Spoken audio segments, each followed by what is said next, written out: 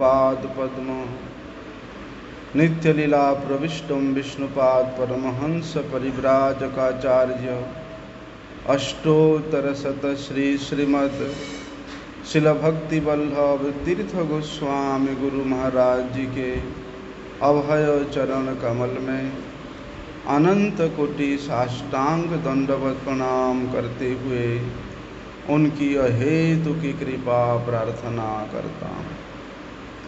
परम आराध्यतम शिक्षा गुरुपाद पद्म नित्य लीला प्रविष्टम विष्णुपाद परमहंस श्री शिल भक्ति विज्ञान भारती गोस्वामी महाराज जी के चरण कमल में अनंत कोटि साष्टांग दंडवत प्रणाम करते हुए उनकी अहेतु की कृपा प्रार्थना करता हूँ।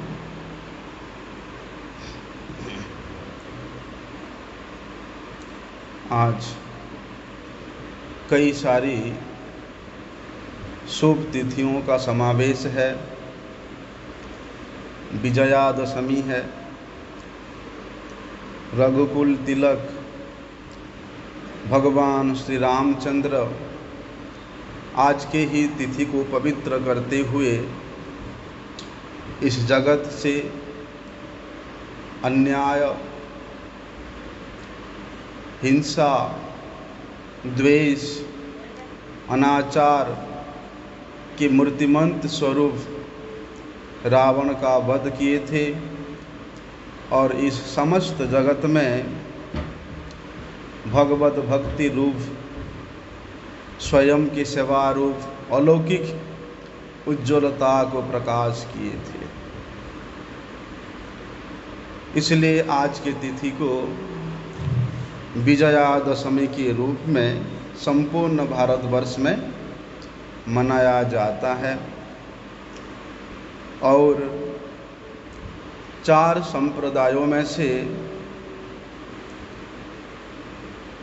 वैष्णव संप्रदाय यद्यपि 4 है, लेकिन मध्वाचार्य जी जिस वैष्णव संप्रदाय का आविर्भाव कराए थे इस जगत में, जिन वैष्णव संप्रदाय का अवलंबन करके स्वयं श्रीमन महाप्रभु जी जगत में आविर्भूत हुए और वैष्णवोचित आचरण के द्वारा इस जगत में प्रचार करके संपूर्ण जगत को श्री कृष्ण प्रेम के बन्या में प्रवाहित किए थे, उन मध्वाचार्य जी का आज प्रकट तिथि है।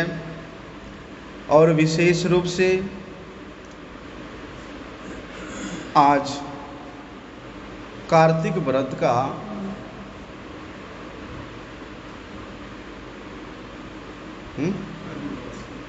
अधिवास तिथि है।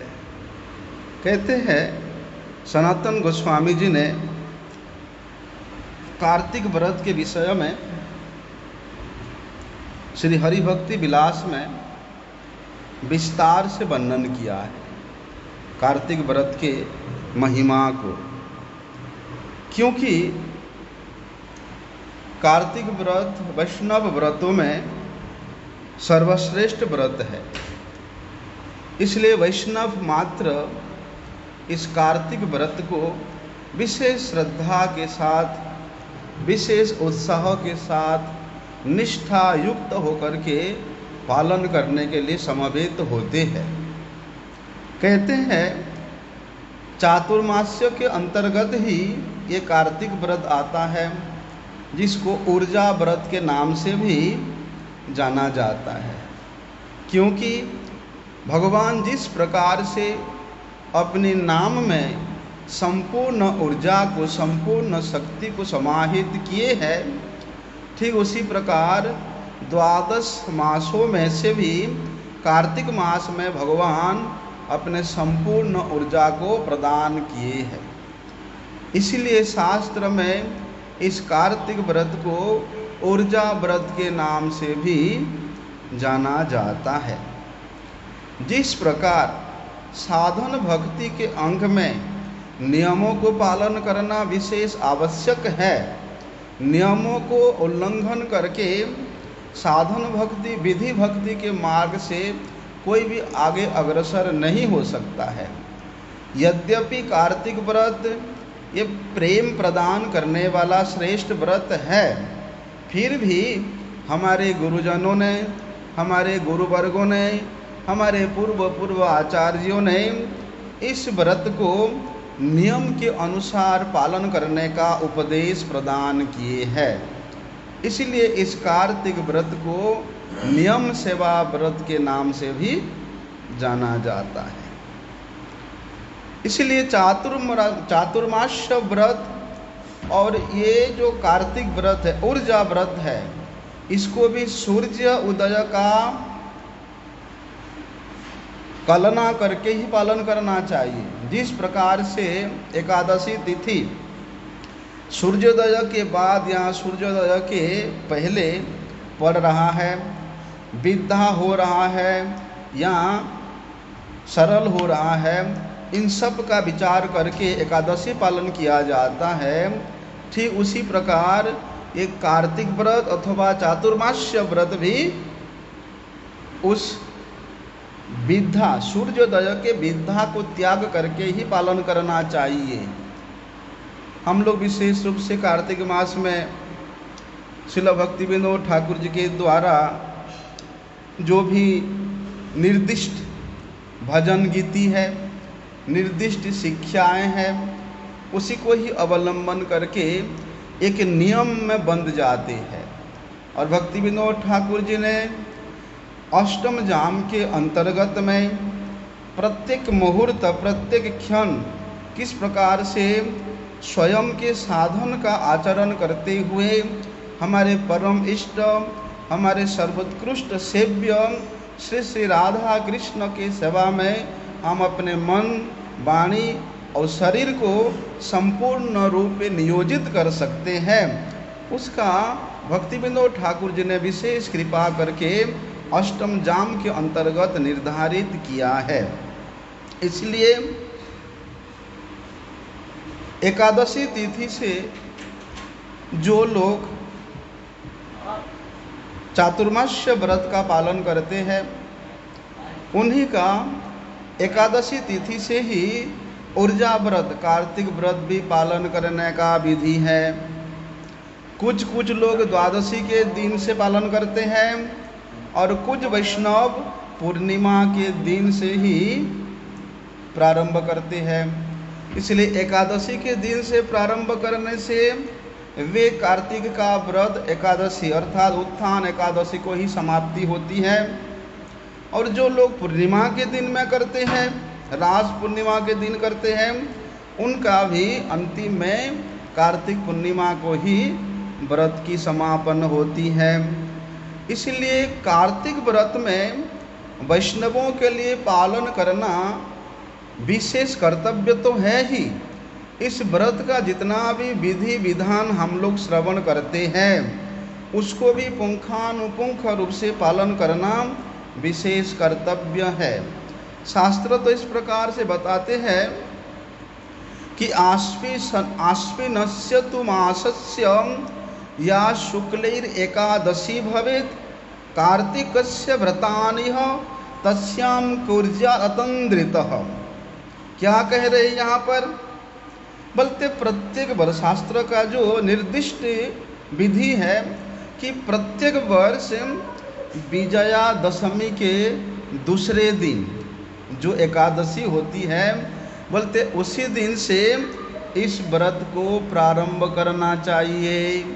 आश्विनस्य तु मासस्य शुक्लैर एकादशी भवेत्। शुक्ल पक्ष मास के शुक्ल पक्ष की जो एकादशी होती है, उसी एकादशी तिथि से ही नियम सेवा व्रत को प्रारंभ करना चाहिए। और बोलते हैं कार्तिकस्य व्रतानिह, बोलते कार्तिक मास के जो अंतिम में उत्थान एकादशी तिथि पड़ती है, उस तिथि को इस व्रत की समाप्ति करना चाहिए। इसलिए एक महीना के अंदर में जो व्रत पालन करने का नियम बताया गया है, उन नियमों को पालन करने के कारण ये नियम सेवा व्रत के नाम से भी वैष्णव समाज में कथित है। क्या है? बोलते हैं एक नियम पालन करना। नियम सेवा की विधि ये है कि इस कार्तिक महीना में प्रत्येक दिन रात्रि के शेष में अर्थात मंगल मुहूर्त में अपने नित्य कर्म करके पवित्र हो करके श्री कृष्ण सेवा का व्रत लेना चाहिए। किस प्रकार का व्रत कि हे प्रभु, आज की कृपा, आपकी कृपा से आपकी कृपा से आज मैं आज के दिन का जो नियम है पालन करने के लिए प्रयास करूँगा, इसलिए आप हमें कृपा कीजिए। अर्थात पवित्र होकर के आरती से पहले स्नान इत्यादि करके मंगल आरती दर्शन करना चाहिए, मंगल आरती करना चाहिए हैं। उसके बाद जो भगवान दामोदर का अर्चन करना चाहिए। रात्रि में नित्य प्रति घी का दीप हो या तिल के तैल का दीप हो, भगवान के मंदिर में जलाना चाहिए। तुलसी के नीचे या आकाश में भी नित्य प्रदीप नियम से प्रदीप देना चाहिए। और कार्तिक मास में जिस प्रकार का भोजन का व्यवस्था सनातन गोस्वामी जी ने हरिभक्ति विलास में वर्णन किया है, उस प्रकार का सुंदर सुंदर भोग निर्माण करके भगवान को भोग लगाना चाहिए और वही भगवत निवेदित महाप्रसाद ही ग्रहण करना चाहिए। उसके अलावा बाजार का कोई भी वस्तु नहीं खाना चाहिए, बासी अन्न नहीं खाना चाहिए, दूसरे के शैया पर नहीं सोना चाहिए, 1 महीना तक तेल नहीं लगाना चाहिए, मधु नहीं खाना चाहिए, शहद, कांसे के बर्तन का प्रयोग नहीं करना चाहिए। इस प्रकार नियम है। प्रसाद सेवा के अंत में वैष्णवों के संग में बैठ करके श्रीमद् भागवत, हमारे गोस्वामी गणों के जितने भी ग्रंथ हैं उन सब ग्रंथों को श्रवण करना चाहिए, आलोचना करना चाहिए, पठन पाठन करना चाहिए। और विशेष नियम ये है निरंतर संख्यापूर्वक हरिनाम संकीर्तन करना चाहिए, हरिनाम का जप करना चाहिए, हरि स्मरण करना चाहिए। और हमारे गुरुजी एक सर्वश्रेष्ठ विधि बताते हैं कि एक क्षण के लिए भी हरि विस्मरण नहीं होना चाहिए। सबसे बड़ा नियम यही है। ऐसा इसलिए कहते हैं इस विधि को पालन करके एकादशी व्रत, एकादशी तिथि से लेकर उत्थान एकादशी तक कार्तिक व्रत को पालन करना चाहिए। और कहते हैं जब उत्थान एकादशी तिथि आएगा उस दिन निर्जला करना चाहिए, निरंबू होकर के कृष्ण कथा के माध्यम से रात्रि जागरण करना चाहिए। कृष्ण नाम का शरणागत होकर के संपूर्ण रात्रि श्री कृष्ण नाम संकीर्तन करना चाहिए। फिर द्वादशी के दिन में शुद्ध होकर के सबसे पहले वैष्णवों को सुंदर प्रसाद सेवा करा करके अंत में स्वयं प्रसाद सेवा करना चाहिए। उसी दिन रात्रि से ही कार्तिक व्रत समाप्ति हो जाती है।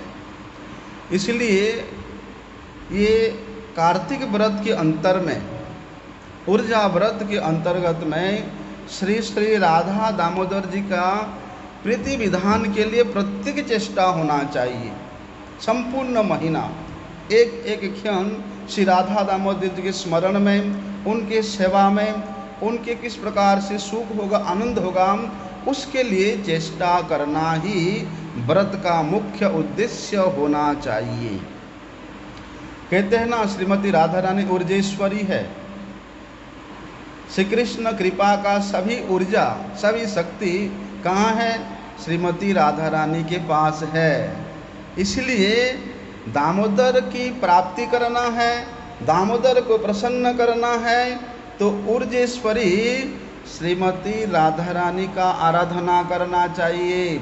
उनके अनुगत्य में, उनके अनुगत्य स्थित मंजरियों की, किंकरियों की अनुगत्य करके ही ये अष्टजाम संकीर्तन करोगे, तब जाके उस अष्टम जाम संकीर्तन में अधिकार मिलेगा। स्वयं के विद्या, स्वयं के पांडित्य, स्वयं के साधन को लेकर के कोई व्यक्ति यद्यपि इस गोविंद लीलामृत कृत अष्टम जाम, जो कि श्री राधा कृष्ण जी के मधुराति मधुर लीलाओं का वर्णन है, उसमें अधिकार तभी होगा जब गोपी भर्तृहु पद कमलयो दास दासानुदास इस स्थिति को प्राप्त करेंगे, इस स्थिति को अनुभव करेंगे, तब जाके ये अष्टम जाम संकीर्तन करने, श्रवण करने का अधिकार, योग्यता मिलेगा, अन्यथा नहीं। इसलिए कहते ना, नमो राधिकायै तदीय प्रियारे नमो अनंत लीलाय देवाय तुभ्यं। जो भी है, कल से ये कार्तिक व्रत प्रारंभ हो रहा है। हम लोग तो गौड़िया वैष्णव जन विशेष प्रकार से रूप गोस्वामी जी भक्ति रसामृत सिंधु में जो 64 प्रकार के भक्ति का अंग वर्णन किए हैं, उनमें से ऊर्जा व्रत को विधि पूर्वक पालन करने का विशेष नियम बताया है। इसलिए ऊर्जा व्रत कहने से ये चातुर्मास्य व्रत को ही संपूर्ण रूप से समझना चाहिए। कुछ लोग क्या कहते हैं, अरे 4 मास तो कौन नियम में रहेगा, कार्तिक व्रत में ही नियम में रख लेते चलेगा। नहीं, जिस प्रकार से हमारे गोस्वामी पादों ने स्वयं आचरण किया, उस आचरण को अनुसरण करते हुए हम लोग भी संपूर्ण चातुर्मास्य व्रत को विधि से पालन करना चाहिए। स्वयं महाप्रभु जी ने स्वयं आचरण करके बताया। जब श्रीमन महाप्रभु ने स्वयं रंग क्षेत्र उपस्थित होकर के श्री रंगम में चातुर्मास्य व्रत का पालन किया था। क्यों किया था? बोलते हम लोगों को शिक्षा देने के लिए।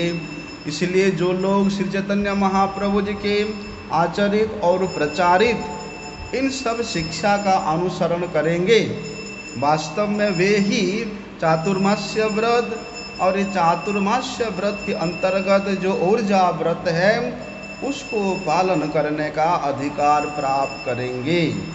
जिस प्रकार भक्ति प्राप्त करने के लिए भक्तों की संगति करना, भक्तों की अनुगत्य करना परम पालनीय है, परम कर्तव्य है, ठीक उसी प्रकार ये चातुर्मास्य व्रत के अंतर्गत जो कार्तिक व्रत है, इसको भी पालन करने के लिए हमारे पूर्वाचार्यों ने जो जो नियम, जो जो पथ प्रदर्शन किया, उसके अनुसार हम लोगों को चलना पड़ेगा।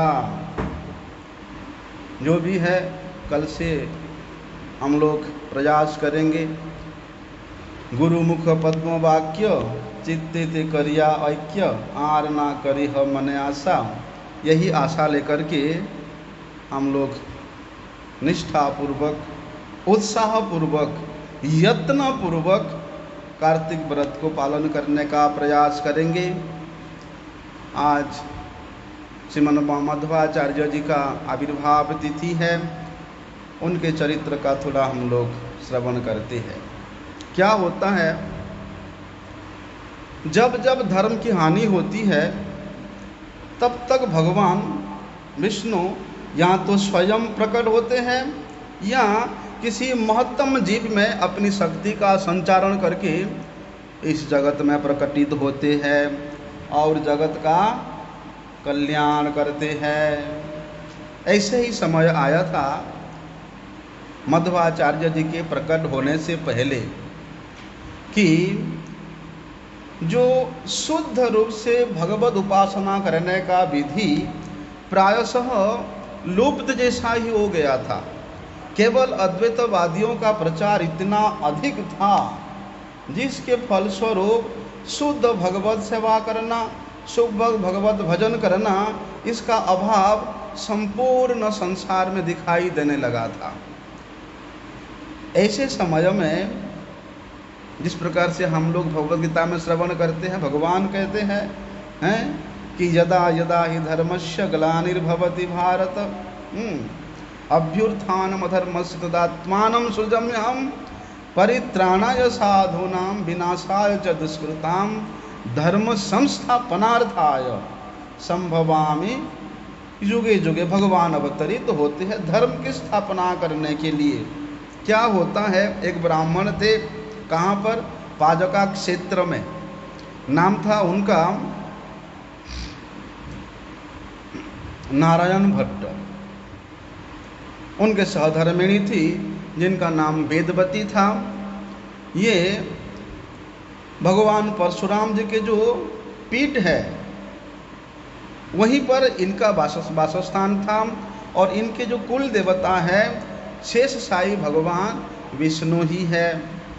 तो वेदवती के गर्भ से पहले 2 पुत्र का जन्म हुआ था, लेकिन वे दोनों पुत्र ही बहुत शीघ्र मृत्यु को प्राप्त हो गए। तब वे नारायण भट्ट और उनके पत्नी वेदवती एक ऐसा पुत्र की कामना करते थे जो कि अमर हो, जिसका मृत्यु ना हो।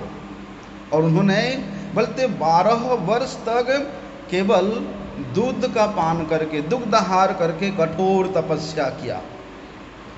तब जाके शेष साई भगवान उनके इस कठोर तपस्या से प्रसन्न होकर के उनको उनके इच्छा के अनुसार फल देने के लिए उन्मुख होते हैं। क्या होता है,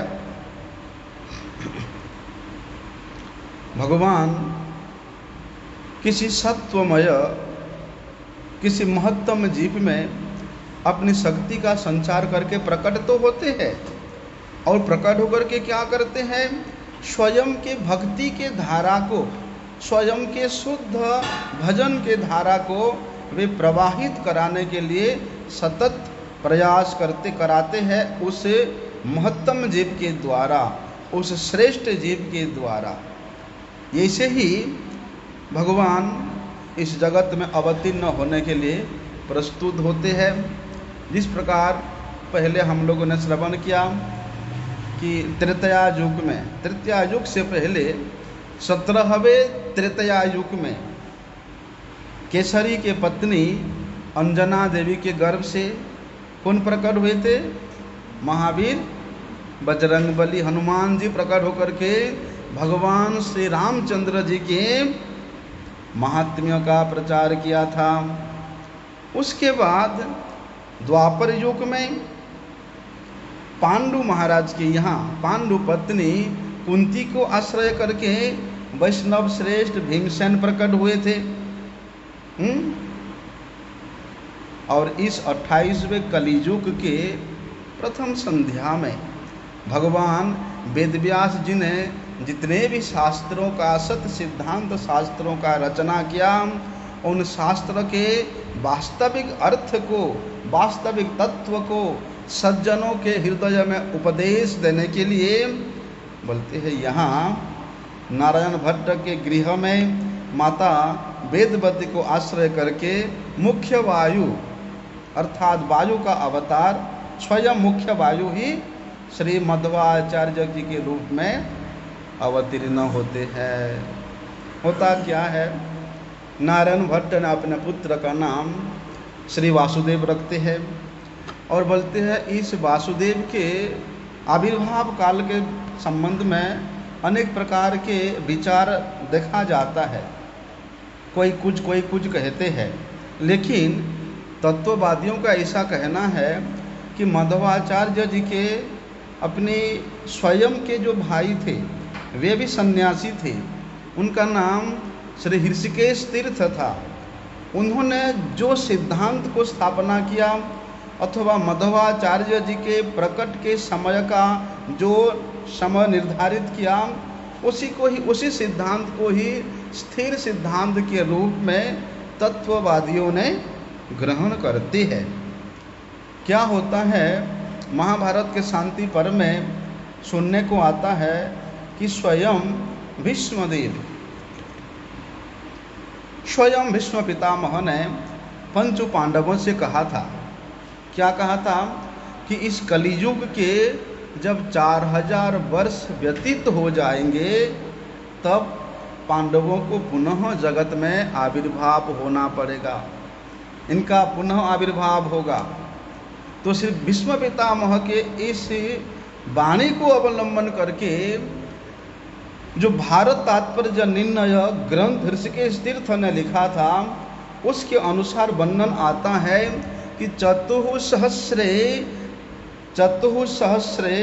त्रिशतोत्तरे गते संवत्सराणान्तु कले पृथिव्यां जातः पुनः विप्रतनु स भीमो दैत्य निगुणम हरितत्वमाहि। वहाँ पर वर्णन आता है कि चतुःसहस्रे त्रिशतोत्तरे अर्थात कलियुग के 4300 वर्ष बीत जाने पर इस पृथ्वी पर भीमसेन विप्र वंश में अवतीर्ण होकर के जगत में दैत्यों के द्वारा जो विष्णु तत्व आच्छादित हो गया है, जो विष्णु भक्ति आच्छादित हो गया है, उसको पुनः प्रचार करेंगे। तो भीष्म पितामह के इस वचन के आधार पर श्रीमद् मध्वाचार्य जी के साक्षात शिष्य और उनके जो मुख्य 8 मठ था, उन 8 मठों में से जो पलमार मठ का मुख्य पलमार मठ का जो मूल मठाधीश थे श्री ऋषिकेश तीर्थ ने, उन्होंने मध्वाचार्य जी के चरित्र में, अनुमध्व चरित्र में इस प्रकार लिखा है कि मध्वाचार्य जी का जन्म आज के दिन में, इस विजयादशमी के दिन में, बुधवार के दिन में मध्याह्न काल में हुआ था। ऐसा निर्णय उनके द्वारा जो निर्णय किया गया है, उसी को ही सर्व सिद्धांत विद के रूप में सब लोग ग्रहण करते हैं। क्या होता है, ये वासुदेव, नारायण भट्ट के पुत्र वासुदेव, ये बचपन से ही, बाल्यकाल से ही एक अत्यंत आश्चर्य लीलाओं को प्रकाश करके अपने आस पड़ोस के लोगों को, समाज के लोगों को, बंधु बांधवों को, ऐसे कि माता पिता को भी विस्मित कर देते थे। बहुत छोटे से अवस्था में ही सभी प्रकार की संस्कृत के वर्णमाला का अभ्यास करके जब वे 8वीं क्लास में पढ़ने के लिए गए, 8वीं वर्ष में ही उनका उपनयन संस्कार हो गया था।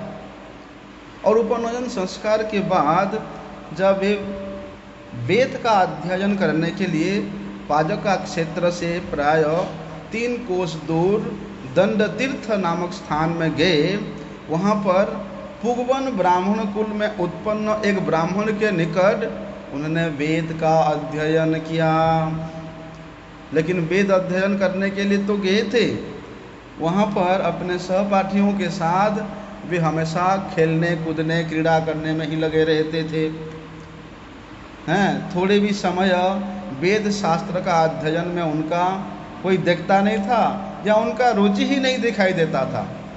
तो एक दिन क्या हुआ, उनके अध्यापक महोदय ने वासुदेव को हमेशा खेलते हुए देख करके उसको पास बुलाते हैं और उसको डांट फटकार लगाते हैं।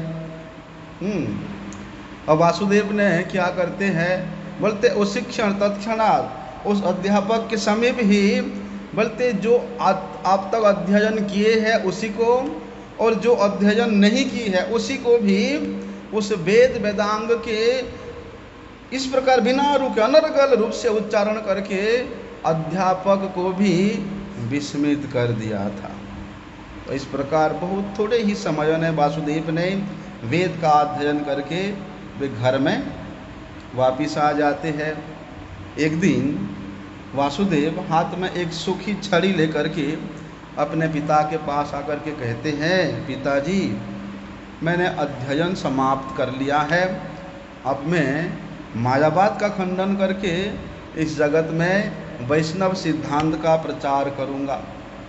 छोटे से बालक नारायण भट्ट उनके पिता कहते हैं, अरे तुम्हारे समान यदि कोई एक छोटा सा साधारण बालक मायावाद का खंडन करके जगत में शुद्ध वैष्णव सिद्धांत का प्रचार करने में समर्थ होगा, तो तुमने हाथ में जो सूखी छड़ी ले रखी है वो भी तो एक विशाल वृक्ष के रूप में परिणत हो सकता है। अर्थात क्या है बोलते नारायण भट्ट का कहने का तात्पर्य ये है कि उस सूखी छड़ी से, सूखी लकड़ी से जिस प्रकार विशाल सजीव वृक्ष होना असंभव है, उसी प्रकार तुम्हारे जैसा एक छोटे से साधारण बालक के द्वारा बोलते हैं विशुद्ध वैष्णव सिद्धांत का प्रचार करना भी असंभव है। अभी अपने पिताजी के बात को सुन करके वासुदेव कहते हैं, पिताजी भगवान के शक्ति के प्रभाव से ये सूखी लकड़ी, ये सूखी छड़ी में, सूखी छड़ी से भी जिस प्रकार एक महान वृक्ष के रूप में परिणत हो सकती है, अर्थात असंभव नहीं है। भगवान के शक्ति से ये सूखी लकड़ी, सूखी छड़ी भी विशाल वृक्ष के रूप में परिणत होना असंभव नहीं है। उसी प्रकार भगवान के शक्ति से मेरे जैसे छोटे बालक के द्वारा मायावाद का खंडन करके जगत में वैष्णव सिद्धांत का स्थापन करना भी असंभव नहीं है। ऐसे कह करके वासुदेव क्या करते हैं, अपने हाथ में जो सूखी छड़ी ले रखे थे उसको मिट्टी में गाड़ देते हैं, और जैसे मिट्टी में गाड़ देते हैं, देखते ही देखते उनके सामने ही, उनके पिता के सामने ही वे सूखी छड़ी एक विशाल वृक्ष के रूप में परिणत हो जाती है। आज भी वे विशाल बड़ वृक्ष वहाँ पाजका क्षेत्र में अवस्थित है, और मध्वाचार्य जी के जो अलौकिक क्षमता है वो स्मृति को प्रदर्शन करा रही है, आज भी है। आपने गया कभी दर्शन किया? क्या होता है, उनके पिता नारायण भट्ट वासुदेव का बचपन से ही वैष्णव धर्म का प्रचार और मायावाद का खंडन, इसके प्रति उनका अत्यधिक उत्साह को देख करके, प्रबल आत्मविश्वास को देख करके वे समझ गए कि मेरा पुत्र आने वाले समय में शादी करने वाला है नहीं, गृहस्थ होने वाला नहीं है, गृहस्थ धर्म में आसक्त होने वाला नहीं होगा। इसलिए अपने पुत्र वासुदेव का विवाह करने के लिए, उनको गृह श्रृंखला में आबद्ध कराने के लिए उनके पिता मन ही मन संकल्प लेते हैं। किंतु बुद्धिमान वासुदेव अपने माता पिता के जो उद्देश्य है, उनके मन के भावना को वे समझ जाते हैं। अरे जिनका हृदय इस जगत के मायाबद्ध जीवों का संसार बंधन को खोलने के लिए, छेदन करने के लिए हमेशा उत्कंठित रहता है, समस्त जगत के माया के बंधन को तोड़ करके सबको मुक्त भगवत सेवा में लगाने के लिए जो हमेशा लालायित रहते, उत्कंठित रहते हैं, जो तमाम भक्ति विरोधी शास्त्रों का तिरस्कार करके जगत में शुद्ध वैष्णव सिद्धांत का स्थापना करने के लिए भगवान विष्णु के निर्दिष्ट विष्णु शक्ति के द्वारा आविष्ट है, ऐसे पुरुष केसरी मध्वाचार्य को भला कौन संसार बंधन में बांध सकता? कोई उनको, कौन उनको गृहस्थ बंधन में बांध सकता है? विशेष रूप से देखा जाता है संसार में लौकिक विचार जो क्या होता है, एक लौकिक विचार है। लोग कहते हैं अरे नहीं नहीं, कुछ भी कार्य करो, धर्म का आचरण करो या कुछ भी करो, माता पिता से अनुमति लेना आवश्यक है। कुछ लोग ऐसा कहते हैं कि माता पिता की अनुमति के बिना धर्म का कार्य पूरा नहीं होता। संन्यास आश्रम, अगर कोई संन्यास भी ले लेता है माता पिता की अनुमति के बिना, तो वो भी विशेष दोषपूर्ण है। ऐसा लौकिक विचार से समाज के लोग कहते हैं। क्या कहते हैं इस प्रकार के लोग? अरे देखो शंकराचार्य उन्होंने अपनी माता का आदेश लेकर के संन्यास ग्रहण किया था, ऐसा उदाहरण देते हैं उन लोग। इसलिए माता की अनुमति के प्राप्त करके ही जिस प्रकार से शंकराचार्य ने संन्यास ग्रहण किया था, उसी प्रकार धर्म का यजन चाहे संन्यास धर्म का पालन भी अपने माता पिता के अनुमति के अनुसार करना है। ऐसा कुछ जागतिक लोग लौकिक विचार से कहते हैं। किंतु इस प्रकार के जो विचार है, इस प्रकार के जो भ्रांत धारणा है, इस प्रकार के जो संपूर्ण प्राकृत और कृष्ण बहिर्मुख भोगी संप्रदाय लोगों की जो भोग मूलक परक धारणा है, उसको संपूर्ण रूप से श्री मध्वाचार्य जी ने अपने स्वयं के आचरण के द्वारा, स्वयं के जीवनी के द्वारा उसको ध्वंस कर दिया। प्रमाणित रूप से श्री वासुदेव अपने आप को मूर्तिमंत रूप से वहाँ प्रकाशित करते हैं। क्या होता है देखो,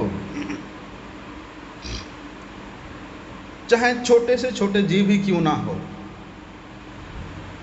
यहाँ ब्रह्मा तक देवताओं को भी क्यों ना ले लो,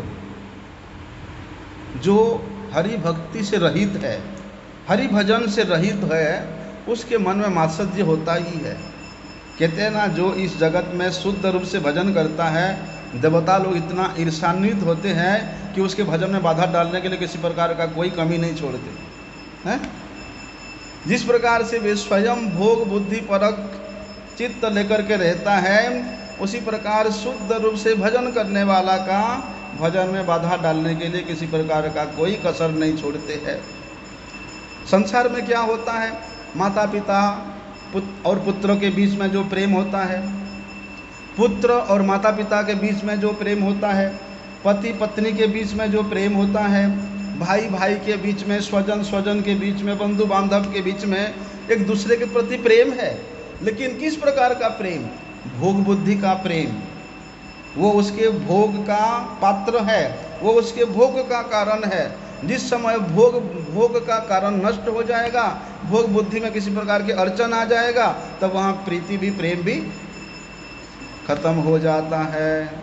इसलिए इनमें से चाहे वो माता पिता के लिए पुत्र हो या पुत्र के लिए माता पिता हो, पति के लिए पत्नी हो, पत्नी के लिए पुत्र हो, बंधु बांधव, समाज में जो कुछ भी रिलेशन है, इनमें से अगर कोई शुद्ध रूप से भगवान का भजन करना चाहता है, प्रयास करना चाहता है, तो ये सगे संबंधी लोग क्या सोचते हैं, अरे हमने पुत्र जन्म किया था हमारे भोग के लिए, पढ़ेगा लिखेगा नौकरी करेगा तो हमें पालेगा पोसेगा, वो तो हमारा भोग्य वस्तु है। लेकिन वो भजन साधन करके वे दूसरे के भोग्य वस्तु कैसे हो सकता है, वे कृष्ण का भोग्य कैसे हो सकता है। इस विचार से वे लोग भरपूर उसका विरोध करते हैं। कई जगह में क्या होता है, माता पिता तो भक्त बनने का अभिनय करते हैं, अरे बेटा हम भी भक्त है, तू भी भक्त है, भजन कर घर में, क्या जरूरत है संन्यास लेने का। जब तक उनके पुत्र घर में रह करके माता पिता के अनुकूल होकर के भजन करता रहेगा, तब तक तो ठीक है। जैसे ही पुत्र उनके सेवा के प्रति प्रतिकूल होगा, बस फिर उनका नाटक शुरू हो जाता है कि हमारे पुत्र और हमें साहाय्य नहीं करता, हमें सेवा नहीं करता, हमारा भोग्य वस्तु होकर के ये दूसरे का, श्री कृष्ण का भोग्य वस्तु बन गया, श्री कृष्ण का नैवेद्य बन गया, श्री कृष्ण के सेवा का उपकरण बन गया। तब तो वे भी हरि भजन में बाधा डालने के लिए प्रयास करते हैं। ऐसा नहीं कि केवल पुत्र के प्रति माता पिता का ऐसा व्यवहार होता है, बोलते हैं पुत्र भी अपना स्वरूप को भूल करके स्वयं को किसी का पुत्र मानकर अभिमान करता है, तो वहाँ ऐसा पुत्र भी हरि भजन में लगे हुए माता पिता का हरि भजन में बाधा डालने के लिए प्रयास करता है। इसी प्रकार पति पत्नी स्वजन बंधु सभी एक दूसरे के अभिमान में अभिमानित तो होकर के भोग विलास का जो विचित्र तांडव नृत्य है उसमें ही रमे रहते हैं। वो यही जगत का एक लौकिक नियम है। लेकिन परम बुद्धिमान वासुदेव इन सब बातों को वे अच्छी तरह से जानते थे, इसलिए उन्होंने माता पिता स्वजन बंधु बांधवों को किसी प्रकार के किसी उनका आदेश का, उनका अनुमति का अपेक्षा नहीं करके वे 12 वर्ष के आयु में रजत पीठपुर में जा कर के श्री अच्युत प्रेक्ष से संन्यास ग्रहण करते हैं। 12 वर्ष के आयु में ना माता को पूछना, ना पिता को पूछना, ना बंधु बांधव से अनुमति लेना। वे जानते थे कि संसार क्या है। क्या होता है उस समय शंकराचार्य मतवाद में, केवल अद्वैतवाद मतवाद शंकराचार्य के प्रतिष्ठित, ये इतना अधिक बढ़ रहा था कि शुद्ध भक्ति सिद्धांत संपूर्ण रूप से लुप्त प्राय हो गया था। तो मध्वाचार्य जी ने जहाँ से संन्यास लिया था उनके गुरु परंपरा के विषय में इस प्रकार का वर्णन आता है। उन्होंने रजतपीठपुर से संन्यास ग्रहण किया था। तो उस रजतपीठपुर के जो मत के अनुसार हंस रूपी नारायण से चतुर्मुख ब्रह्मा, ब्रह्मा से चतुसन, चतुसन से दुर्वासा, दुर्वासा से परतीर्थ जति, परतीर्थ जति से सत्य प्रज्ञा और सत्य प्रज्ञा से प्राज्ञ तीर्थ और प्राज्ञ तीर्थ से ये अच्युत प्रेक्ष्य जिनसे श्रीमध्वाचार्य ने संन्यास लिया, ये उनकी परंपरा चलते आ रहा था। और उसी शिष्य परंपरा में विष्णु उपासना में दीक्षित होकर के श्री मध्वाचार्य जी ने, श्री वासुदेव ने अपना संपूर्ण जीवन को अपने गुरुपाद पद्म के सेवा में समर्पित कर दिया। क्या होता है, शंकराचार्य जी ने शरीर त्याग करने के समय में अपने शिष्यों को पास बुलाया और वे कहते हैं कि देखो, मैं तुम लोगों का एक कर्तव्य तुम्हें बता रहा हूँ। क्या है?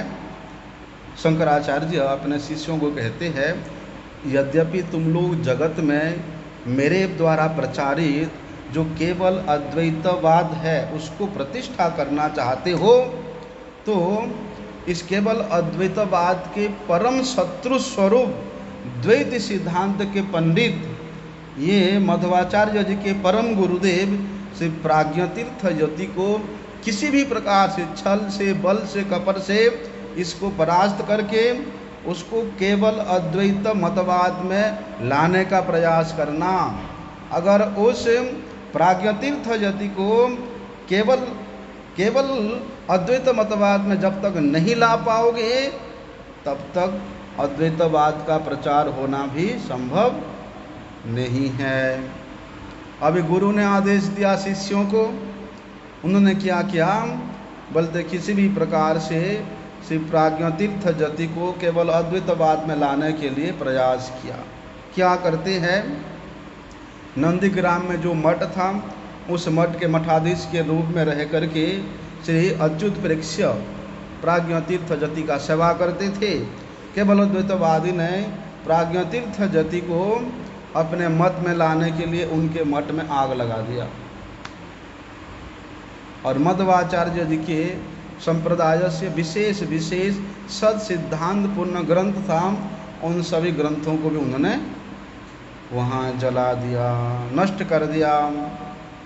प्राज्ञतीर्थ यति का जो दंड कमंडलू है उसको भी जबरदस्ती छीन करके उसको ले गए और उन केवल अद्वैतवादियों ने जबरदस्ती उनका वैष्णव चिन्ह को मिटा करके वहाँ त्रिपुंड धारण करा दिया और जबरदस्ती सो अहम जप करने का उनको बाध्य किया।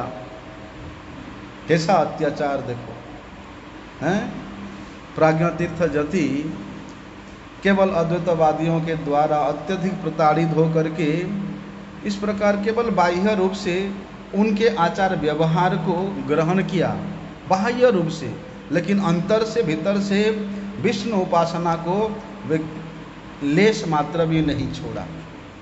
ऐसा क्या होता है, वहाँ पर अच्युत प्रेक्ष्य मध्वाचार्य जी ने जिनसे संन्यास लिया था, अच्युत प्रेक्ष्य भी उन केवल अद्वैतवादियों का उनकी द्वारा वे भी प्रताड़ित होकर के रहे, लेकिन अपने गुरु का सेवा में नित्य निरंतर लगे रहते थे। उस पाजका क्षेत्र में नारायण भट्ट के घर में स्वयं मुख्य वायु आविर्भूत हुआ है। इसको जान करके उनके मन में एक विशेष शक्ति, विशेष उत्साह का स्रोत अपने आप धावित होता था। अभी क्या होता है, ये नारायण भट्ट के पुत्र वासुदेव ने 10 वर्ष के आयु में श्री अच्युत प्रेक्ष्य के निकट वही रजतपुर पीठ में आकर के उनके सेवा करने के छल से, वेद अध्ययन करने के छल से रह करके उनके समक्ष में जितना भी द्वैत सिद्धांतों का मत है, सिद्धांत है, उसको संपूर्ण रूप से वहाँ आहरण किया। कहते हैं और वहीं पर 2 वर्ष रह करके 12 वर्ष के आयु में वहीं से ही अच्युत प्रेक्ष्य से उन्होंने संन्यास ग्रहण किया। संन्यास ग्रहण करने के बाद इनका नाम हुआ आनंद तीर्थ। तात्पर्यवाची शब्द है मध्व। मध्व का अर्थ क्या है? इस प्रकार वर्णन आता है कि माध्वित्यानंद उद्दिष्ट, माध्वित्यानंद उद्दिष्ट वारिति ज्ञानमुच्यते मध्व आनंद तीर्थ स्याद तृतीय मारती तनुः। मध्व, मधु शब्द का अर्थ है आनंद। मधु शब्द के द्वारा आनंद का बोध होता है। मध्व, मधु व शब्द का अर्थ है ज्ञान। और आनंद तीर्थ, तीर्थ शब्द का अर्थ है ज्ञान, इसलिए मध्व शब्द का अर्थ है आनंद तीर्थ। इसलिए ये आनंद तीर्थ कौन है? ये तृतीय मारुति तनु अर्थात वायु के ये तृतीय अवतार है।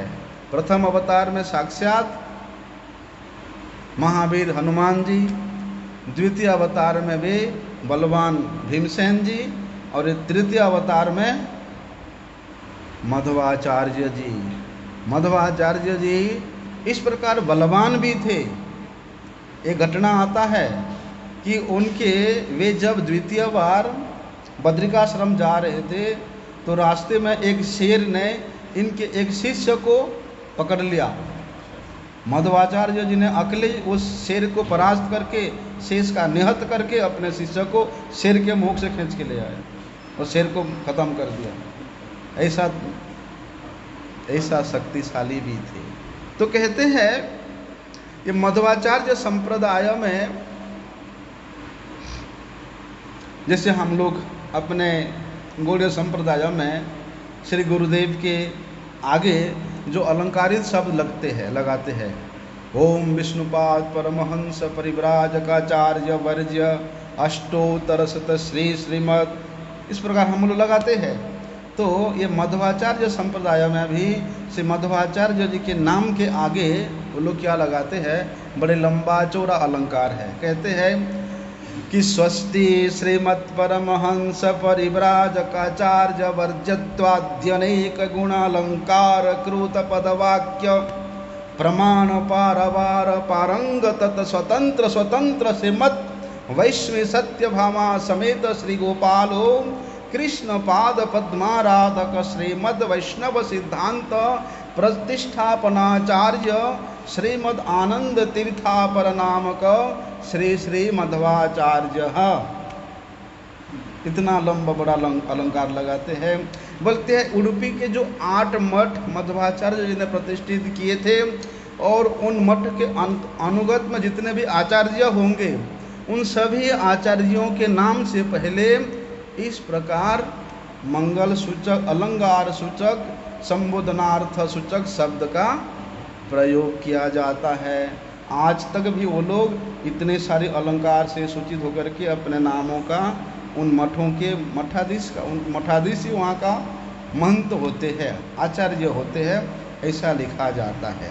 कहते हैं तो श्री वासुदेव ने अच्युत प्रेक्ष्य से लगभग 12 वर्ष के आयु में ही संन्यास ग्रहण करके श्री मध्वाचार्य के नाम से विख्यात हुए।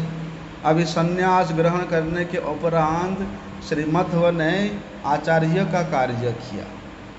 आचार्य का कार्य क्या है? अचिनोति जो शास्त्रात्म स्वयं आचरते जह, शास्त्र के मूल सिद्धांत को, तत्व को स्वयं आचरण करके उसके द्वारा प्रचार करते हैं, वही आचार्य है। तो शास्त्र के सिद्धांत को, शास्त्र के सिद्धांत के मूल उद्देश्य को आचरण करके प्रचार करना आरंभ कर दिया। मध्वाचार्य जी ने अपने सदाचार के द्वारा अपने गुरुदेव को इस प्रकार विस्मित किया। देखो कि सदाचार के द्वारा उन्होंने सर्वत्र श्री विष्णु भक्ति का प्रचार करना प्रारंभ कर दिया। क्या होता है, मध्वाचार्य जी ने वासुदेव नाम के एक प्रकांड तार्किक विद्वान को पराजित करके उसी से जय पत्रिका प्राप्त किया था। इसी प्रकार बुद्धि सागर नाम के बड़ा एक तार्किक विद्वान, वादी सिंह नाम का एक पंडित, ये सब प्रचंड मायावादी तार्किक पंडित गण है।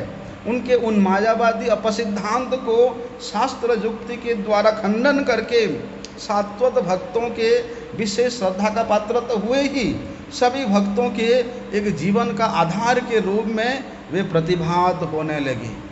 कुछ समय के पश्चात मध्वाचार्य जी ने श्री रामेश्वरम का दर्शन करने का आशा लेकर के छल से वे दक्षिण देश में भ्रमण करते करते अनंत सजन क्षेत्र, कौन सा, त्रिवेंद्रम है ना, अनंत सजन क्षेत्र त्रिवेंद्रम में पधारे। कहते मध्वाचार्य जी ने वहाँ पर उस अनंत सजन क्षेत्र में मंदिर में वेदांत सूत्र की व्याख्या कर रहे थे, और जिस समय वे व्याख्या कर रहे थे उसी समय शंकराचार्य जी वहीं पर आए और आकर के उनका विरोध किया। शंकराचार्य उस समय थे क्या, पता है ना, शंकराचार्य का भी 2 बार जन्म हुआ था। बोलते हैं मध्वाचार्य जी का प्रकट होने से पहले, उनके आविर्भाव काल से पहले केरल के कालाड़ी ग्राम में शंकराचार्य जी का जन्म हुआ था। एक बार उन्होंने शरीर छोड़ के दूसरी बार जन्म लिया था। पुनः जब उनका दूसरे बार प्रकट हुआ तब वे कुंभकोण के समीप कुलदुस्तर गांव में शंकराचार्य जी ने वहाँ दूसरी बार जन्म लिया था। और ये घटना शंकर विजय नामक ग्रंथ में स्पष्ट रूप से वर्णन है। तो कहते हैं कि जिस स्थान पर शंकराचार्य जी का द्वितीय बार जन्म हुआ था उस स्थान पर शंकराचार्य संप्रदाय का कामकोटि मठ है। नाम सुना? कामकोटि मठ आज भी वहाँ वर्तमान है।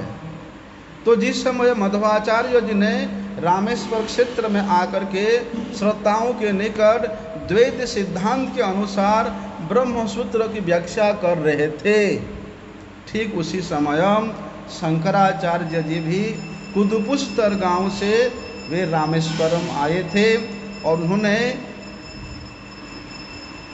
मध्वाचार्य जी के भाष्य को सुन करके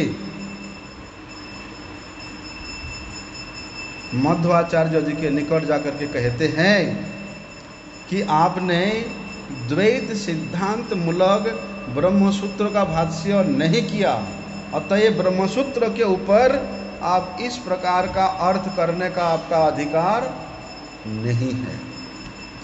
तब से मध्वाचार्य जी ने श्री शंकराचार्य जी से कहा था कि महात्मन, आपके ये जो विचार है ये अप्रमाणिक है। यदि आप में समर्थ है तो आप मेरे सामने मेरे जो द्वैत सिद्धांत मत है उस विचारों का प्रतिवाद करो। अभी शंकराचार्य जी ने स्वकपोल कल्पित भाष्य का अवलंबन करके श्री मध्वाचार्य जी के उस द्वैत सिद्धांत का प्रतिवाद करने का भरपूर प्रयास किया, लेकिन मध्वाचार्य जी ने शास्त्रों के अकाट्य प्रमाण देकर के युक्तियों के द्वारा शंकराचार्य जी के उस विचार को, उनके उस सिद्धांत को असंगति बता करके, असारसता बता करके उनको पराजित किया था। और सर्वत्र द्वैत सिद्धांत मत की जो दुंदुभी है उसको उन्होंने घोषणा किया था। तो वहीं पर मध्वाचार्य जी ने शंकराचार्य जी को शास्त्रार्थ में पराजित किया था। क्या होता है उसके बाद मध्वाचार्य जी ने रामेश्वरम का दर्शन करके श्री रंग क्षेत्र में पधारते हैं और रंग क्षेत्र में भी जितने भी विरोधी मतवादी थे उन सब का विचारों का खंडन किया।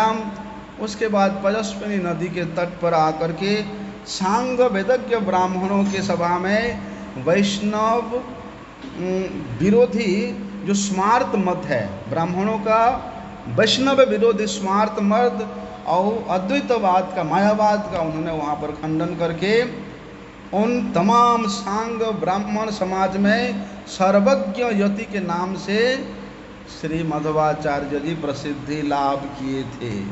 कहते हैं मध्वाचार्य जी ने कुछ एक शिष्य को लेकर के वहाँ से वे बद्रिकाश्रम जाने के लिए प्रस्थान किए और वहाँ पर बद्रिकाश्रम में ही उन्होंने स्वयं के द्वारा रचित गीता के भाष्य का उपदेश प्रदान किया था। क्या होता है, किसी एक समय में मध्वाचार्य जी ने बद्रिकाश्रम में ही किसी एक स्थान पर भगवत गीता अपने शिष्यों को श्रवण करा रहे थे और उसी समय शिष्यों ने देखा कि आकाश मार्ग से एक अपूर्व तेज पुंज विचरण करते करते मध्वाचार्य जी के मुख ज्योति के साथ मिल गया। मध्वाचार्य जी तो समझ गए कि ये साक्षात वेदव्यास जी ही प्रकट हुए हैं और वे बद्रिकाश्रम जाने के लिए मुझे बुला रहे हैं। इसलिए वहाँ मध्वाचार्य जी ने अकेले वेदव्यास जी के आश्रम पर पहुँचते हैं और वेदव्यास जी के चरण कमलों में बैठ करके वे निखिल वेद वेदांत सूत्र महाभारत भागवत का जो व्यास जी के मत के अनुसार जो स्रोत तात्पर्य है, इन शास्त्रों के जो सिद्धांत सार है, उनके जो उपदेशावलियों का सार है, साक्षात वेदव्यास जी ने उनको उपदेश दे करके प्रदान किया था। उसके बाद श्रीमद् मध्वाचार्य जी ने श्री नर नारायण आश्रम में आकर के भगवान श्रीमद् नारायण का दर्शन करते हैं और वेदव्यास और श्री नर नारायण भगवान की आज्ञा से वे अपने शिष्यों के साथ हिमालय पर्वत से उतर करके धीरे धीरे वे द्वारका, कुरुक्षेत्र, नैमिषारण्य, प्रयाग, काशी, गया, इन सब विष्णु तीर्थों में विचरण करते करते पंडितों के स्वभाव में उस सिद्धांत मतवाद को खंडन करते करते और शुद्ध वैदिक सिद्धांत का स्थापना करते करते वे वहाँ से वापिस आने लगे। बद्रिका आश्रम से अनंत मठ लौटते समय मध्वाचार्य जी ने ब्रह्म सूत्र के भाष्य की रचना समाप्ति किया था। उनके जो शिष्य थे सत्यतीर्थ ने ये वेदांत सूत्र ब्रह्म सूत्र को लिखा और मध्वाचार्य जी ने उसको वर्णन किया। ऐसा कहा जाता है कि मध्वाचार्य जी ने अपने इस वेदांत सूत्र में, इस ब्रह्म सूत्र के भाष्य में 21 दुर्भाष्यों का खंडन करके, 21 प्रकार के कुछ सिद्धांतों का खंडन करके सत्य सिद्धांत का स्थापना किया था। मध्वाचार्य जी वहाँ बद्रिका आश्रम से गोदावरी के तट पर आते हैं और वहाँ सुवन भट्ट नाम का एक विशेष विद्वान और स्वामी शास्त्री नाम का एक ब्राह्मण विद्वानों को अपने शिष्यत्व प्रदान करते हैं और उन दोनों को संन्यास दे करके उनका नाम देते हैं श्री पद्मनाभ तीर्थ और नरहरि तीर्थ। फिर उडुपी में पहुंच करके मध्वाचार्य जी ने एक दिन क्या करते हैं, समुद्र स्नान करने के लिए जाते हैं। उस स्नान के मार्ग में ही उन्होंने जाते जाते 5 अध्याय में जो श्री कृष्ण स्तव है, श्री कृष्ण स्तोत्र है, उसको रचना कर डाला। चलते चलते समुद्र तट पर बैठ जा कर के वहाँ बैठे देखते हैं कि एक नौका समुद्र के बालुका में अटक गई है और उस नौका का जो नाविक है उसने बहुत चेष्टा कर रहा है बालू से अपने नौका को निकालने के लिए, क्योंकि उसका नौका अत्यधिक सामान द्रव्यों से भरा हुआ था। इसलिए उस नाविक के कितने प्रयास करने पर भी वो हिल भी नहीं रहा कि डूल भी नहीं पा रहा है। मध्वाचार्य जी दूर में बैठ करके उस नाविक के प्रयास को देख रहे हैं और देखते देखते वहीं दूर में बैठे बैठे अपने हाथों से बोलते नाव चलाने का जो मुद्रा है इस प्रकार करने लगे। दूर से बैठ के नाव चलाने का मुद्रा उंगलियों के द्वारा करने के कारण बोलते उस नाविक का नाव उस बालू से निकल करके भैया समुद्र के तट पर आ गया, समुद्र में बहने को तैयार हो गया। तो उस नाविक में समुद्र के तट पर बैठे उस अद्भुत सन्यासी के इस प्रकार के ऐश्वर्य को देख करके वे विस्मित हो जाते हैं और कहते हैं कि प्रभु आपने अकारण इतना करुणा किया, इतना उपकार किया। तो उसने अपने हृदय की कृतज्ञता को जताने के लिए नौका से उतर करके उन सन्यासी को कुछ द्रव्य देने का, कुछ द्रव्य लेने का अनुरोध किया। बार बार अनुरोध करने पर मध्वाचार्य जी का इच्छा हुआ कि तुम्हारे नाव में, उनका नाव द्वारिका से ही आया था और उस नाव में ढेर सारे गोपी चंदन था, इसलिए तुम उसमें से गोपी चंदन का टुकड़ा देना चाहो तो दे दो। तो उस टुकड़ा में से जो सबसे बड़ा गोपी चंदन का टुकड़ा था, मिट्टी का टुकड़ा था, उसको मध्वाचार्य जी को प्रदान किया। मध्वाचार्य जी ने उस गोपी चंदन को लेकर के अपने वासस्थान पर जाते जाते बोलते बड़भंडेश्वर नामक स्थान में वे टूट गया और उसमें से एक अपूर्व सुंदर भुवन मोहन श्री बाल कृष्ण की मूर्ति निकलती है। गोपी चंदन से बाल कृष्ण की मूर्ति कैसा हो सकता है? ऐसा कुछ महानुभाव कहते हैं या ऐसा किंवदंती है। क्या होता है, भगवान श्री कृष्ण का जो पौत्र बज्रनाथ, वे ब्रजमंडल में श्री कृष्ण के प्रधान 3 विग्रहों का, 3 मूर्तियों का प्रतिष्ठा किया था। और उनसे भी पहले अर्थात द्वापर युग में स्वयं भगवान श्री कृष्ण अपनी प्रकट काल में द्वारिका में स्वयं अपने हाथों से बाल कृष्ण मूर्ति स्थापना किया था। जब श्री कृष्ण की प्रकट लीला समाप्त होता है, अर्जुन ने उस श्री कृष्ण के द्वारा स्थापित श्री कृष्ण के बाल कृष्ण मूर्ति को गोपी सरोवर के तट पर स्थापना कर दिया। अभी अर्जुन ने वहाँ भगवान का अंतर्धान लीला हो गया तो अर्जुन ने वही मूर्ति को ला करके गोपी सरोवर के निकट में उस मूर्ति को स्थापना किया। काल के प्रभाव से वो मूर्ति जगतवासियों के नेत्रों के सामने तो अदृश्य हो गई और कली काल में मध्वाचार्य स्वयं भगवान श्री कृष्ण के द्वारा प्रेरित होकर के स्नान के लिए समुद्र में जाते हैं और श्री कृष्ण से प्रेरित होकर के वही मूर्ति गोपी सरोवर से चंदन के ढेरों में बीच में आकर के उस नाव में जाते हैं और श्री कृष्ण के इच्छा के अनुसार नाव उसी गोदावरी नदी के पास में बालू में अटक जाता है और वहीं पर मध्वाचार्य जी जा कर के उस गोपी चंदन के खंड के बीच में श्री कृष्ण की मूर्ति को प्राप्त करते हैं। इस प्रकार मध्वाचार्य जी का विशेष विस्तार चरित्र है। फिर कभी समय मिलेगा तो हम लोग श्रवण करेंगे। कल से हम लोग निष्ठापूर्वक, उत्साहपूर्वक श्री कार्तिक व्रत के नियमों का पालन करने के लिए प्रयास करेंगे, क्योंकि वैष्णवों की कृपा के बिना कोई भी क्रिया भक्ति नहीं होता है। इसलिए गुरु वैष्णवों की कृपा को अपने सम्मुख रख करके उनकी कृपा को आधार बना करके ही हम लोग काल से दामोदर व्रत पालन करने का व्रती होंगे और नियम पूर्व उस व्रत को पालन करके जिस समय में पाठ कीर्तन होगा, जाम कीर्तन होगा, उस समय में हम लोग अवश्य रहेंगे।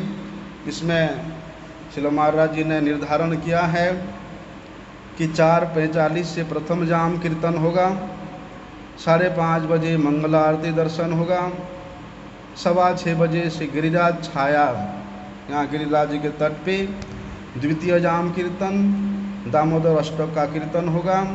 7:30 बजे वहाँ से वापसी होगा। 8:30 बजे तृतीय जाम कीर्तन होगा। 12:30 बजे चतुर्थ जाम कीर्तन होगा। पुनः 4:30 से यहाँ संकीर्तन प्रारंभ होगा और 5:15 से लेकर 6:15 बजे तक कथा होगा। फिर 5:45 से 5:45 से 7 बजे तक संध्या आरती। हाँ, उसके बाद कथा के बाद 7 बजे संध्या आरती होगा, तुलसी परिक्रमा होगा। 7:30 बजे षष्ठ जाम कीर्तन होगा। 8:15 से 9 बजे तक गोजेंद्र मोक्ष का पाठ होगा। उसके बाद अष्टम जाम कीर्तन होगा। फिर 9:30 बजे ठाकुर जी का शयन और उसके बाद प्रसादम होगा। आगे का विषय हम लोग कल से श्रवण करेंगे। वांछा कल्पतरुभ्यश्च कृपा सिंधुभ्यैव च पतितानां पावनेभ्यो वैष्णवेभ्यो नमो नमः।